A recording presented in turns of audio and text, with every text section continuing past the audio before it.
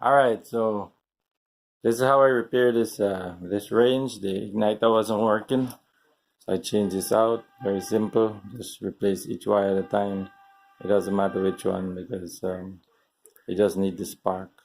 In order to lose this, I already lose it down, but in order to lose it down, the other guy was saying you have to take out this burner, take out and screw that, the two screws, but you don't have to, because what happens is that this goes down like this, and then there's screws under there. You have to pry. Yeah, there's screws under here, and you pry it out.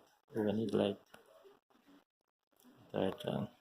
So there's screws under here that this here you have to pry back this thing, pull it back towards you, and then it'll give you loose slack, because otherwise it'll push back in and lock that. So, and on both sides, see, both sides the same thing. This locks in when you push back, and it locks it. I'll do another video with how I take it apart, and then it's so easy that the igniter is right behind. So you lift this up. See, it does have a hinge, so you can lift it up this much. So there's the igniter.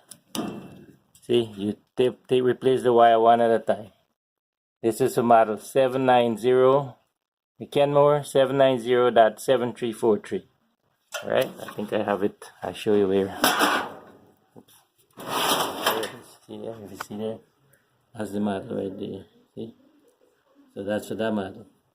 Anybody have problems, and then I show you how easy now to test it. After I'm done, I put back everything the way it was, and then to test it, I go like that. See, before it wasn't working. Look at that. Wow. She been alright for a number of years now. It didn't work, like 2 years I think. So there you go.